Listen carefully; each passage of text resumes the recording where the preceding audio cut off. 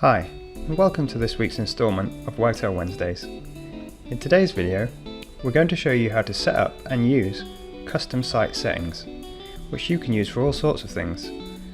In this tutorial, we'll just use them as a place to store social media info for our site. The first thing that we need to do is to add the settings contrib module to our base.py file. We'll put this down here at the bottom of our installed apps list.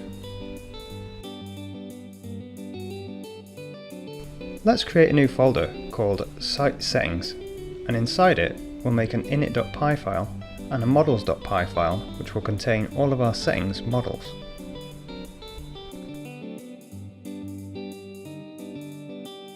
At the top of our models.py file, we need to import models from django.db and base setting and register setting from wagtail.contrib.settings.models.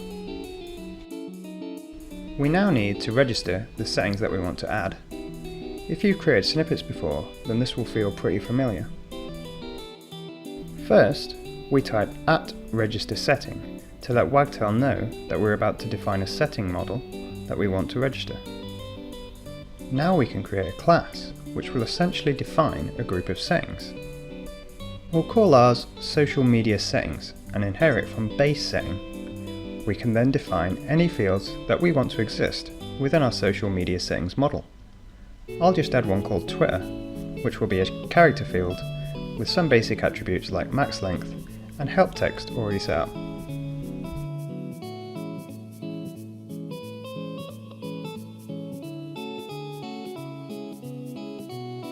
Now that we've set up our model, let's make sure that we remember to add our site settings to our list of installed apps and also to make and run our migrations.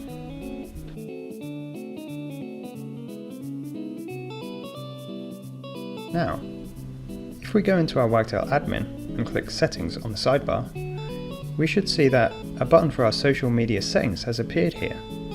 If we click this, we'll be taken to a page where we can fill out these settings. I'll just put Vix Digital in here for our Twitter username and hit Save.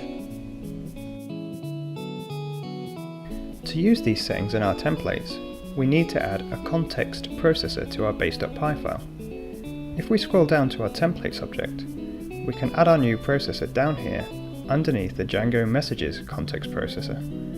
We need to add wagtail.contrib.settings.contextprocessors.settings.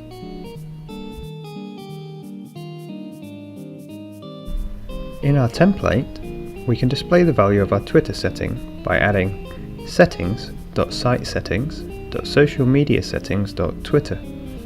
Now, if we look at our page, we should see that Vix Digital is displayed.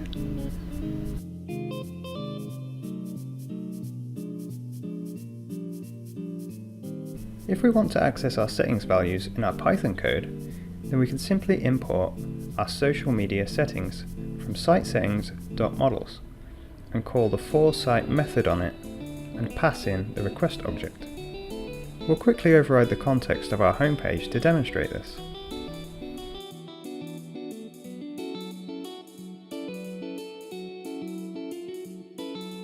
Now if we go to our template, we can test this has worked by typing in socialsettings.twitter. If we refresh our page, we should see that this now also displays the Twitter name we entered.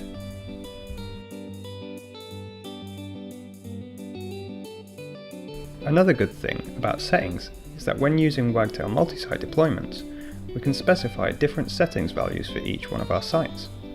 To demonstrate this, we'll just create a new homepage that uses the same template as our first site, and a new site that uses that homepage as its root.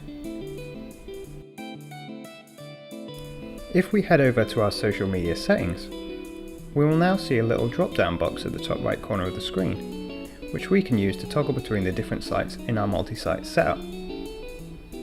Let's switch to Site 2 and set the Twitter username to Wagtail. If we now point our browser to site2.localhost port 8000, we'll see our new setting value for Site 2 is being displayed instead of Vix Digital.